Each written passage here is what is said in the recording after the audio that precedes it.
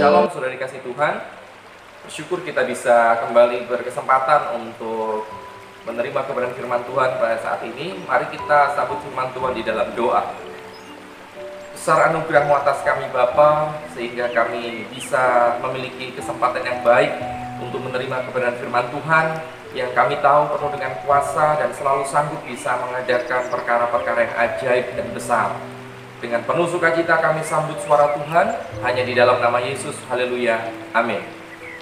Saudara, kita kembali bisa menerima kebenaran firman Tuhan, tentu sesuatu hal yang sungguh baik dan menjadi sukacita kita, karena menghadapi hari-hari yang seperti saat ini. Ada banyak orang mulai ketakutan, ada banyak orang mulai kehilangan pengharapan, mulai khawatir karena mereka tidak tahu apa yang akan terjadi esok. Mereka melihat hari-hari yang penuh dengan tekanan ini membuat mereka kehilangan arah, saudara. Tetapi bagi kita sebagai anak-anak Tuhan yang percaya akan kuasanya, percaya akan betapa hebat dan dahsyat keajaiban dan perbuatan-perbuatannya, tentu kita seharusnya mulai mempelajari dari apa yang kita tahu, apa yang kita kenal dari Tuhan yang kita sembah selama ini. Seharusnya kita sudah mulai mempelajari bagaimana cara kerja Tuhan, baik yang kita baca dalam Alkitab maupun perkara-perkara yang sudah pernah kita alami. Nah saudara, kita dapat kita bisa menarik satu kebenaran bahwa sesungguhnya di setiap keadaan yang Tuhan izinkan terjadi, di setiap keadaan situasi yang Tuhan izinkan terjadi, itu semua bertujuan untuk mempersiapkan kita, mempersiapkan umatnya memasuki kepada keadaan yang berikutnya. Agar apa? Agar kita cakap, terampil, dan berpengalaman, semakin berpengalaman menghadapi hari-hari yang akan datang. Oleh karena itu hari ini Tuhan izinkan sesuatu yang tidak pernah kita duga, sebetulnya kita sedang dipersiapkan untuk memasuki dan menerima sesuatu yang baru atau keadaan yang baru berikutnya, saudara. Kita tahu Yusuf sebelum dia menjadi Perdana Menteri di Mesir, menjadi penguasa Mesir, orang kedua di Mesir, saudara. Sebelumnya Yusuf harus mengalami keadaan yang sangat buruk. Dia dibenci oleh saudara-saudaranya, dia dibuang ke dalam sumur, dijual menjadi budak, dia difitnah, dia dibohongi oleh teman satu penjara. Saudara, serangkaian keadaan yang buruk itu harus Yusuf alami, tapi ternyata semua itu Tuhan izinkan terjadi karena Tuhan sedang mempersiapkan Yusuf untuk menjadi pemimpin yang berkarakter. Kita bisa membayangkan apa jadinya kalau seandainya Yusuf tidak harus melewati keadaan yang kurang baik itu. Dari rumah bapaknya tiba-tiba langsung dia diangkat menjadi pemimpin besar. Tentu dia akan bisa menjadi pemimpin yang jatuh dalam dosa kesombongan, atau mungkin pemimpin yang akan angkuh. Ya, tapi karena dia melewati masa-masa yang sukar dan pahit itu, ketika dia diangkat, karakternya sangat terbentuk, saudara. Musa sebelum menjadi pemimpin besar umat Israel, Tuhan izinkan dia harus tinggal cukup lama serumah dengan mertuanya dan menggembalakan kambing domba milik mertuanya. Tapi ternyata itu hanyalah sebuah persiapan untuk membawa Musa menjadi gembala jutaan rakyat Israel. Bahkan Yesus pun sebelum dia dimuliakan menjadi raja di atas segala raja, Yesus harus mengalami penderitaan yang cukup berat, saudara.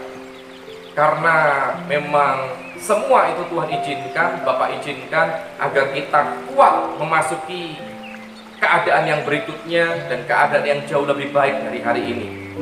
Saudara, ketika Yusuf ini berjumpa dengan sanak saudaranya yang telah membuang dia, yang telah menjual dia, dan ketika Yusuf ada dalam posisi yang baik, yaitu menjadi penguasa di Mesir, ketika dia punya kesempatan berjumpa dengan sanak saudaranya, bukan amarah, bukan emosi yang dia tumpahkan, tetapi sebaliknya justru kasih.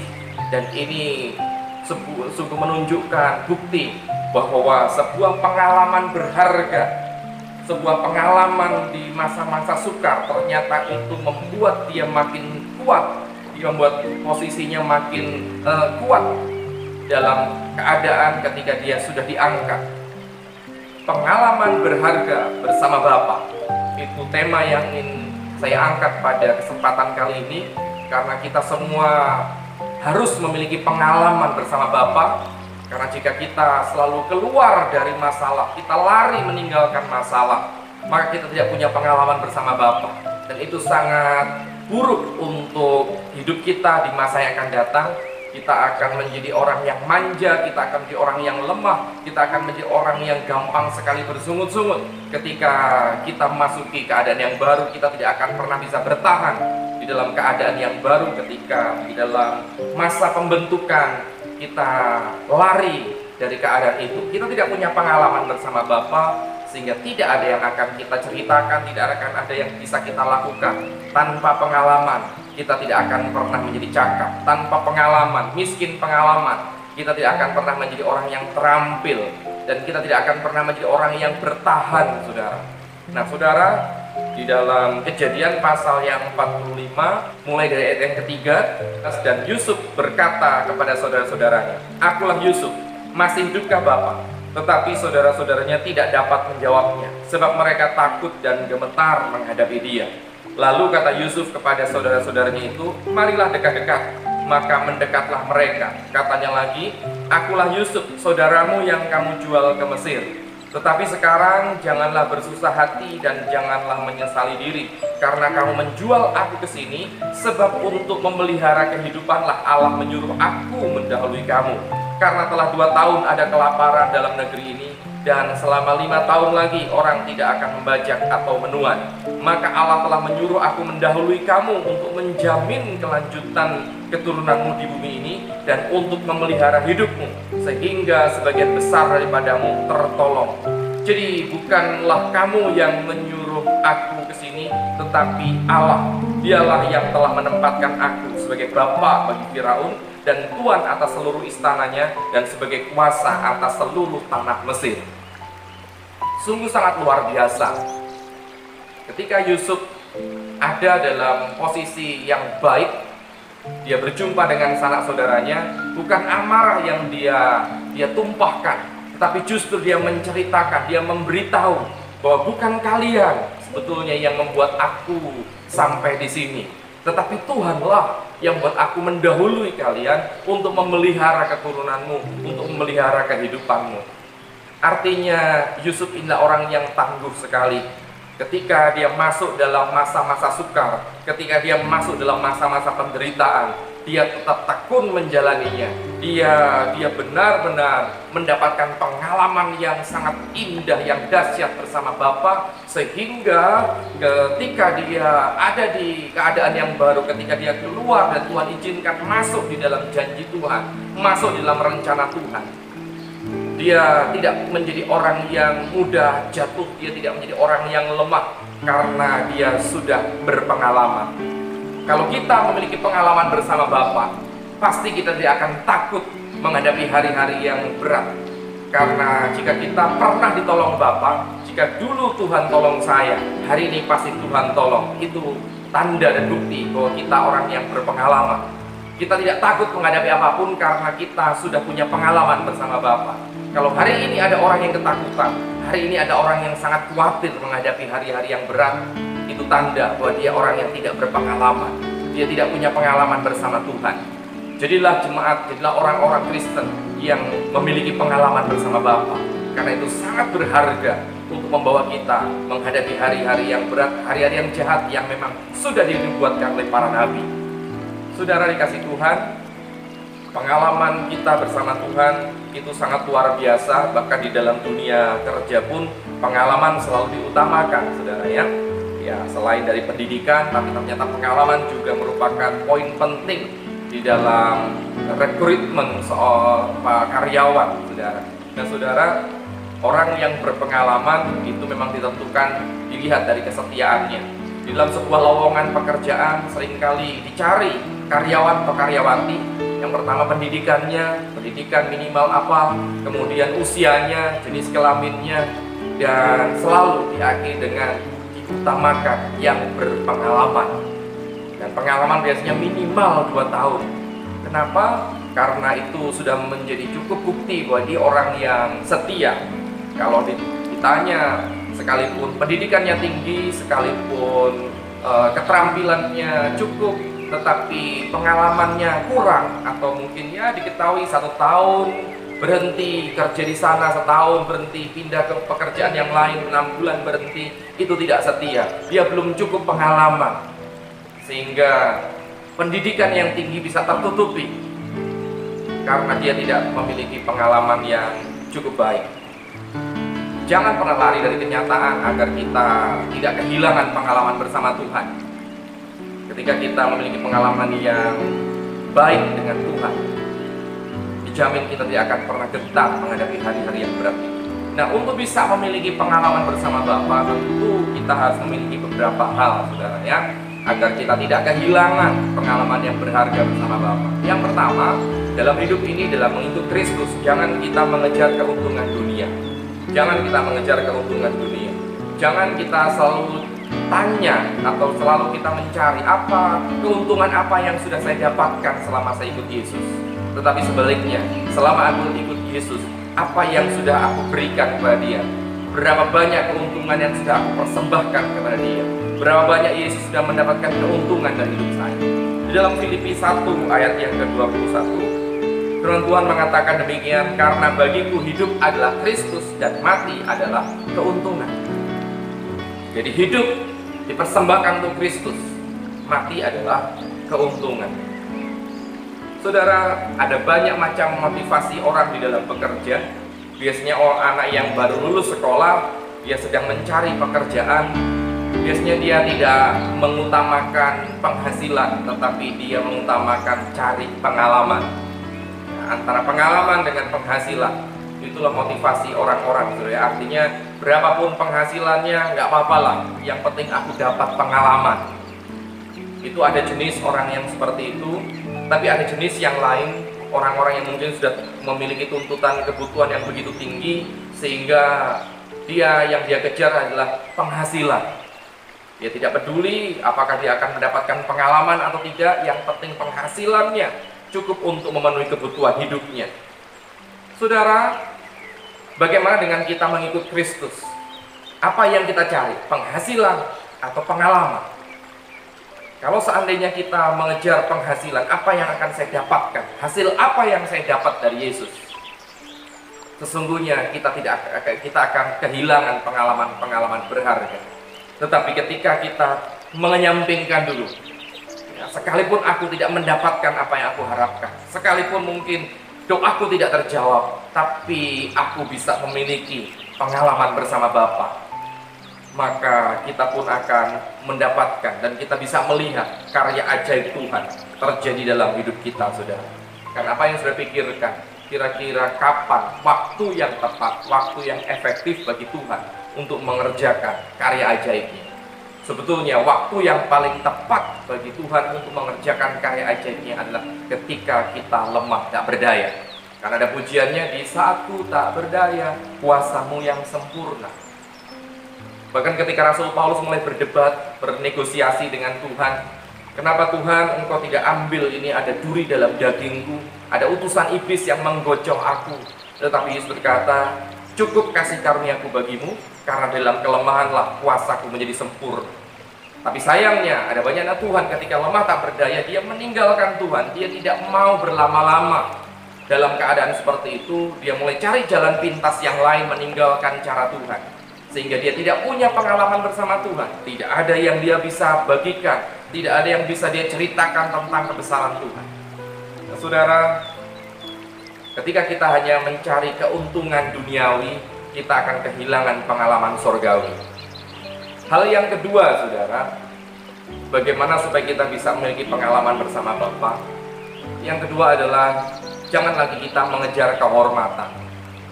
Orang yang mencari pengalaman, orang yang mengejar pengalaman, dia tidak memedulikan posisinya di mana, dia tidak memedulikan dia ditaruh di mana, dia tidak pedulikan dia mendapatkan bagian di mana, karena dia hanya mencari pengalaman. Terjadi perdebatan di dalam murid-murid Yesus di dalam Lukas 9 ayat yang ke-46 sampai yang ke-48. Maka timbullah pertengkaran di antara murid-murid Yesus tentang siapakah yang terbesar di antara mereka. Tetapi Yesus mengetahui pikiran mereka.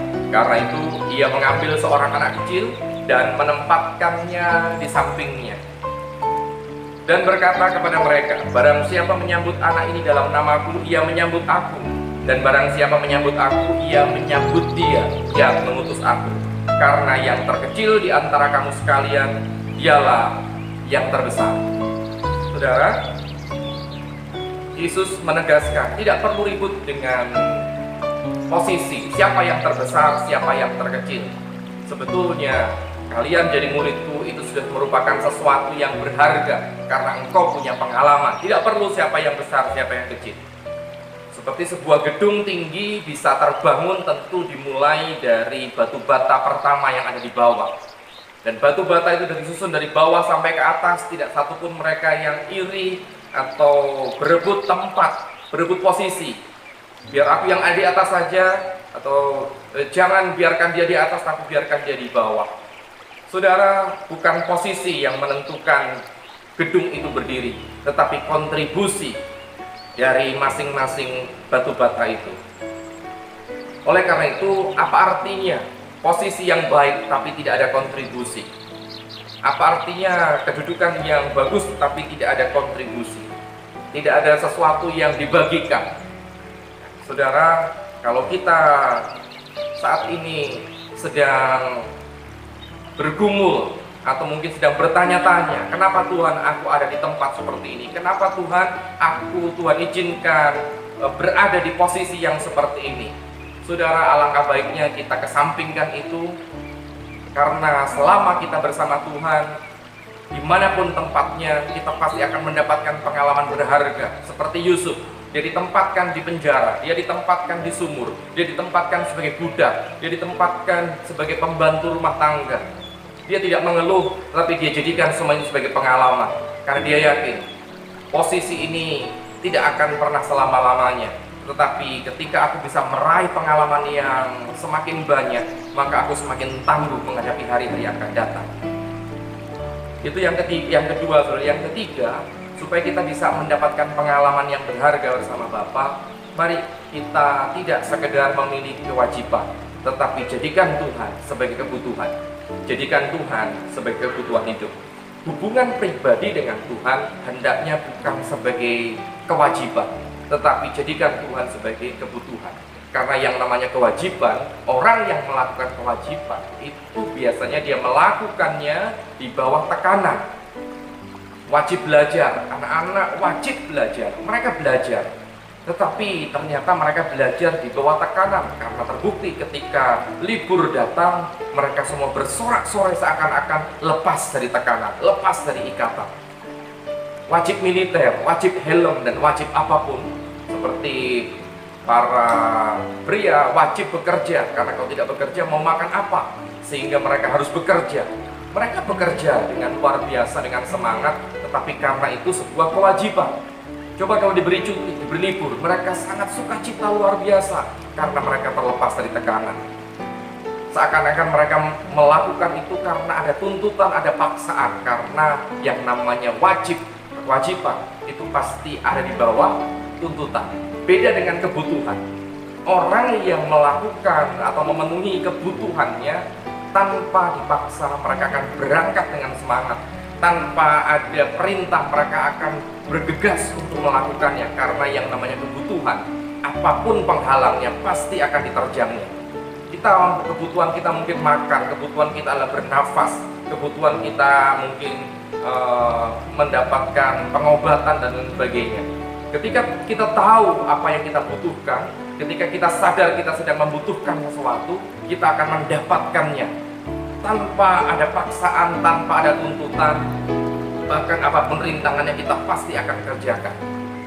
Bagaimana kalau seandainya Tuhan yang sudah menjadi kebutuhan, tanpa lagi diingatkan, tanpa lagi dipaksa-paksa, tanpa lagi ditegur, saudara ya. Orang yang sudah menjadikan Tuhan sebagai kebutuhan, dia akan terus berusaha, apapun rintangannya, apapun halangannya, susah ataupun senang, dia akan benar-benar menjadikan Tuhan sebagai kebutuhan.